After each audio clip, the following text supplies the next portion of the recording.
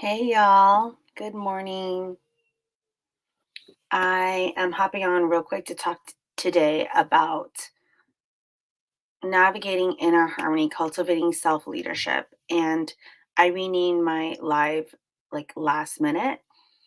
I renamed it as seeing your business as a spiritual practice.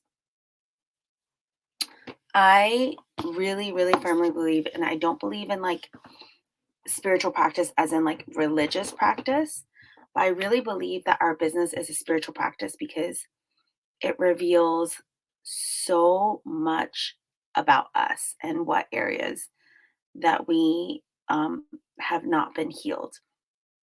When we examine our perceived threats and harms, when we notice areas in our business that bring to light unhealed inner child parts, it is an opportunity for us to invite healing, invite harmony, invite light. Hi, Issa. Good to see you.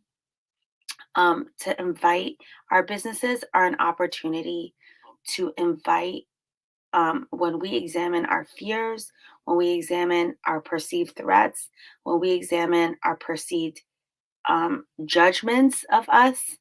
And I do believe business is a portal for that. Business illuminates just like it does for, hey, it's just like it does like for me, like parenting is such a parallel to that. Parenting and my business, I have three kids. They're age 9, 6, and 1.5. And I thought parenting, and I still think parenting has been the biggest catalyst for me to see areas that I have yet to heal in. And the way that shows up for me is when I notice my kids activating parts of me, it shows me parts that my inner child has yet to receive love. It shows me the parts of me that have yet to experience that nurturance and that healing. And it sees my children as direct competition to that. Same with our businesses. Our businesses show us like what direct competition our inner child experiences. When our inner children get activated through, and sometimes it's through our clients, through our marketing, through showing up authentically in our marketing, like that is a huge way that for me, like my inner children show itself. When I started doing live streams last year, so I'm like committed to doing live streams regularly because I really believe that that's part of how folks can really get to know me and I can get to know other people. And so for me, it was so vulnerable to show up because I was fresh out of my postpartum. I was like 5 months postpartum from my last child. And I had my hair all messy. I didn't sleep. I was like half awake, just trying to make sense of my business and growing this child, which the timing wise, I'm like, I regret that timing to like go into my coaching practice and experience my postpartum period all at the same time. Um, but that's for another live stream. But for me, my marketing and my attempts to do marketing in an authentic way really helped me to notice what parts that needed more love.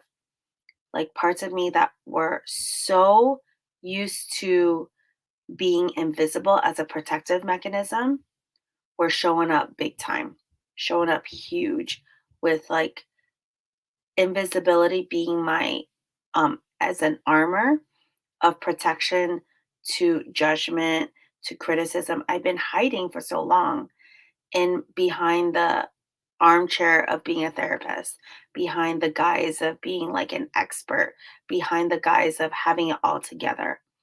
And if y'all have seen The Wizard of Oz, I brought my kids recently to see it at this theater. And if you know the story of The Wizard of Oz, they like Dorothy and her team finally go to meet the Wizard of Oz, and the Wizard of Oz is like hiding behind a curtain, and the curtain is like behind the curtains is just like a contraption of all these shadows that make the Wizard of Oz look bigger and grander. And once the curtain is peeled back, Dorothy and her team realize that the Wizard of Oz is just another person, just another human struggling, just another person that doesn't have it together, that's just like on the same journey as their like as Dorothy and her team.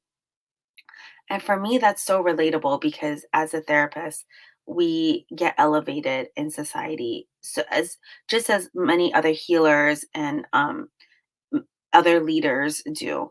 But my work and my marketing has been to cultivate a sense of authenticity. Like for me, my hair is all messed up today. I did not like I showed up and I was committed to showing up on time. I was a little late and I am like not kept together, not put together. And for me, I'm like, okay, I'm committed to showing up even though I don't feel my best, even though I'm not at my best right now. Um, I'm experiencing some personal struggles of like I feel like I have this like I don't know if y'all experience this, whoever's in like Pacific Northwest, but I'm happiest in the winter and I'm not happy in the summer. So I experience like summer depression. I forget the term for that. Seasonal summer depression. Um, and for me, I, as a therapist, have been trained to be like, okay, I need to look like I'm put together 24/7. I need to look like I'm the expert 24/7. And in disenrolling from that mindset of perfectionism, I had to like be in touch with my parts that are like, you know what?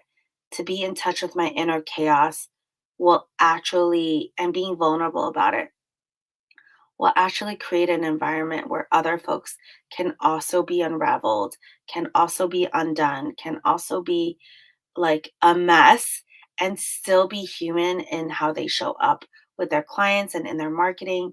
And that's exactly what like I feel like my mission is.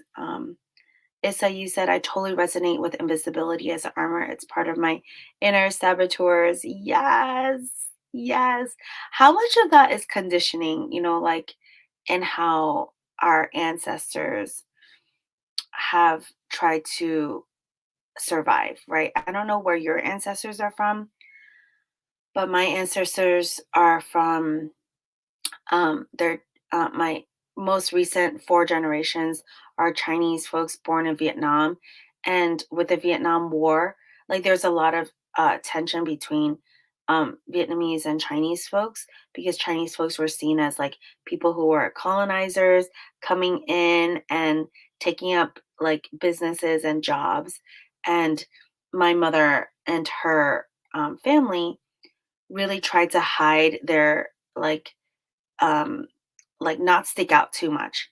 And then with the war coming in in Vietnam with Americans and Native folks battling, um, invisibility was even more of a protective mechanism because they needed to kind of blend in and kind of like yes be on the side of like whoever can give them the most like chances of survival, and that for my mom was the Americans. And for her, what I notice now is like she doesn't really have much of an opinion for anything politically or like um perspective wise in general. She like really likes to be really like neutral about things as a way to survive, and almost like um she she wouldn't say like she's like um totally agreeable, but she'll like disagree in secret. If she has like if she's aware of like the majority of opinions, she's like she will just like secretly disagree. You said, yes, I think it comes from our parents' immigration from the Marcos regime to the States and being quiet, assimilate and be quiet and not get in trouble, therefore instilling fear. Yes. I'm also a middle child, so the invisible cloak and see, observe everything. Oh my gosh. Resonate with that so much. And most of my clients who are Filipinx identifying will trace this back to the Marcos regime and protective strategies with being not with like using the invisibility cloak as a way to protect themselves. And so much of that is so convenient in our generation, even though we ourselves have not experienced the different oppressive regimes that our parents and their ancestors experienced, but it lives inside our blood and our bones and our genetics. And it is passed down through our attachment styles from our parents. And now it shows up in our marketing, in our hesitancy to get big and take up space with our businesses. And it is imperative that every business has their own unique perspective that like takes up space, that showcases themselves publicly, but that rubs folks, especially folks of the Asian, the global majority, specifically Asians, it rubs us the wrong way. We can't do it. It's like an inner conflict that just like eats us up. And I'm speaking so much from personal experience when I say that. When I think of myself like getting big, taking up space, even like posting on IG and like being like almost apologetic for like flooding people's feeds, it fills me up with so much fear of inconveniencing others, fear of like having a perspective. And so I want to just normalize that by just saying, like, as a business, as an entrepreneur, as a healer, as a person that identifies with the Asian global majority, I understand how all those intersections and those intergenerational traumas can affect our businesses. So that's why I see the business as a spiritual practice. I see starting businesses, maintaining businesses, and growing business as a spiritual practice. I invite, this is where for me, I know my limiting beliefs of like my inner chaos disqualifies me from my job. My pain disqualifies me from my business. My um like trauma like is like like I perceive, this is my limiting belief. I perceive my trauma as it like letting me be seen as a less capable person, as a less capable entrepreneur, as a less capable therapist. And those, y'all, are just limiting beliefs that have been passed down to us from our ancestors. That perfectionism is the way to like carry out our businesses. To be not make any mistakes is the way that we can be better entrepreneurs. And I know those are all lies. Those are all lies, but they live in my body as truths. And so I believe that businesses are a spiritual practice because we are burning up these lies and we're inviting our ancestors to help us burn up these lies. We're inviting our spirit guides, whether it be your higher power or your community or the elements of the earth, whatever it is, the resources to help us like alchemize these lies and these like um, trauma patterns to like burn it up. So Issa says, how do we get through these self-limiting beliefs to become our highest potential? That is a really good question, Issa, and I'm so glad you asked that. These self-limiting beliefs, I believe, are parts of us that were created to help us survive, to help us um, get through like catastrophic events in our ancestral history. So I believe that they are embodied in our body through parts. So these parts of us that we're made up of like many, many different parts.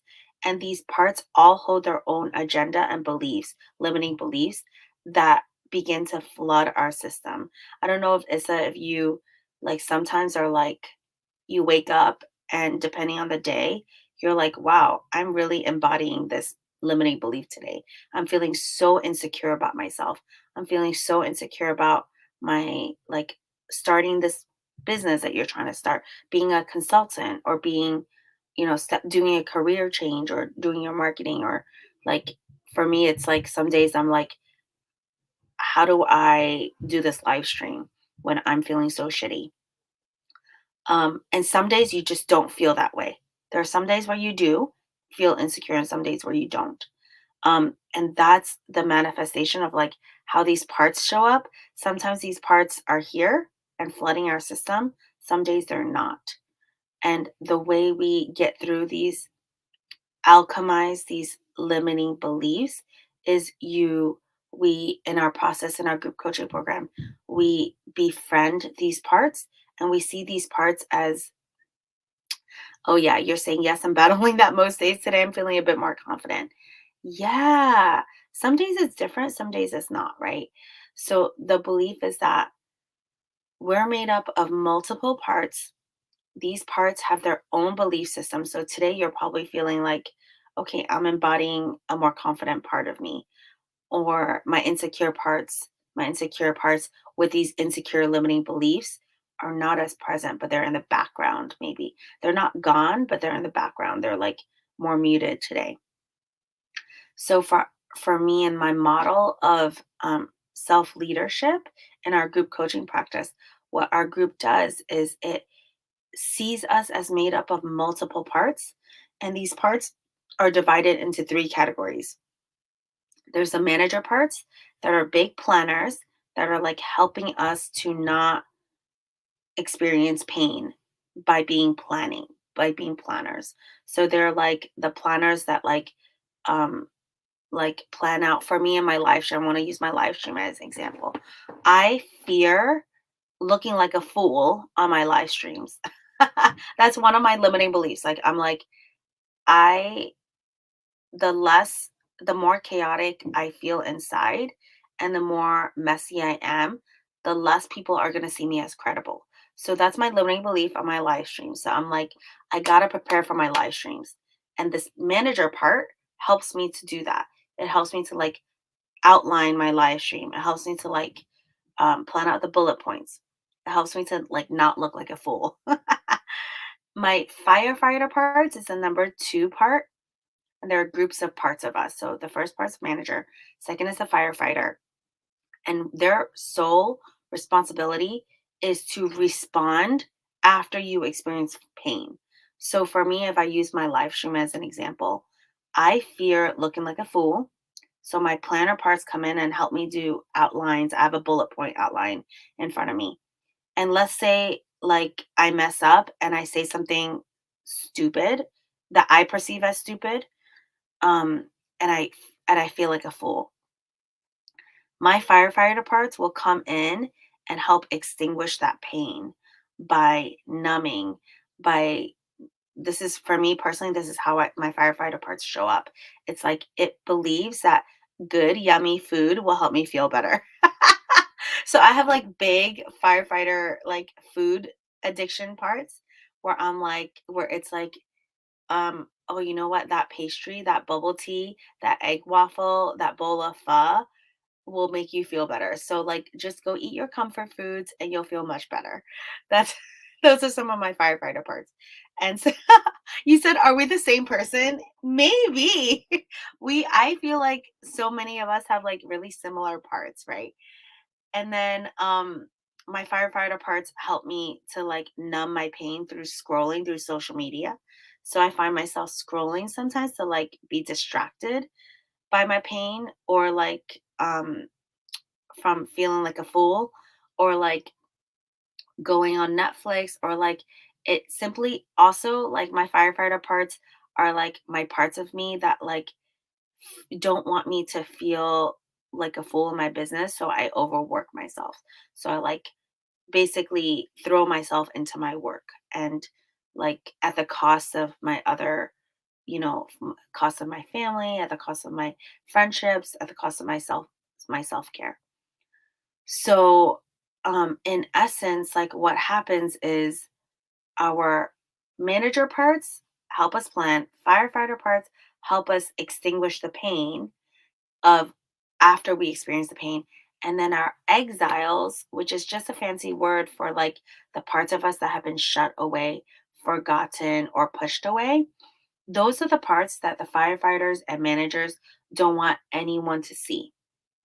So the best way to describe it is like in the Netflix show Charlotte, how Queen Charlotte, um, I don't know if you've seen it, Issa, but like Queen Charlotte is pushed to the throne, like recruited to be the King George's like wife. And she finds out after they get married that he's struggling with um, a lot of mental illness. Hi, Ask Your Digital Agency. Good to see you. So the exile part of us is the part that like is like King George, like the part that nobody in the kingdom wants anybody to see. And so for us, it's like the angry parts of us, the shameful parts of us, the neglected parts of us, the parts that feel like a fool, the parts that feel incredibly um like chaotic, incredible, that flood the system with shame, that flood your system with insecurity, that flood your feelings, your system with like feelings that are incredibly uncomfortable to you. And so those three parts of us, the exiles, managers, and firefighters, are the general like parts that hold their own limiting beliefs. So depending on who's showing up, they all have their own limiting beliefs. And the work is and for others who are here, in order to get through these limiting beliefs, we usually avoid or distract or like kind of like meditate ourselves through or like intellectualize ourselves through or rationalize ourselves through. But that is not the way to do it because that just that's just like a bypassing. That's just a way to bypass. So sometimes like we spiritualize our way through too, where we are like, oh, if I have more faith, if I could pray my way through, these limiting beliefs will disappear. But that's actually not really effective too because praying or like praying our way out of it or intellectualizing our way out of it is just a sidestepping way to get around the issue. And what is needed to like actually alchemize these limiting beliefs in our businesses is actually to befriend these parts of us, the exiles and firefighters that are protecting, I'm sorry, the managers and the firefighters that are protecting these exiles. So through their permission, we can go in and like work with the protective systems. Like perfectionism is a protective system. Like imposter syndrome, that's a protective a system. There's many bodyguards that prevent us from feeling bad. And when we can get through the bodyguard system to go through the parts of us, the deepest parts of us, the youngest parts of us that are hurting, the exiles, and we go in and heal those exiles through this inner child work that I do with my group coaching practice, then our system actually experiences more capacity to do what we need to do in our businesses. So the idea is that if we move through the bodyguard system to the youngest parts and heal the youngest parts, then we can actually like have full alignment in our bodies. So alignment means all of your parts lining up, being on the same page, and giving you the green light to do whatever you want to do. So whenever you have the green light from your system to do whatever you want to do, then you can really do anything in your business. You could go ahead and market boldly, take up space boldly, start your company that you've always wanted to start, maintain your business, get more like humans to come in and connect with you and really do anything. It's kind of like the way I think of it is like we all experience green lights and alignment in our other areas of our life. Like when you think about brushing your teeth in the morning or at night, you have like the green light from your inner system to do that with a lot of ease. like when you, well, maybe not when you're depressed, but like when you're feeling like there's a lot of ease in going on, I don't know, vacation, or there's a lot of ease in cooking a meal or cleaning your home. Whatever you do easily, that means there's an internal alignment.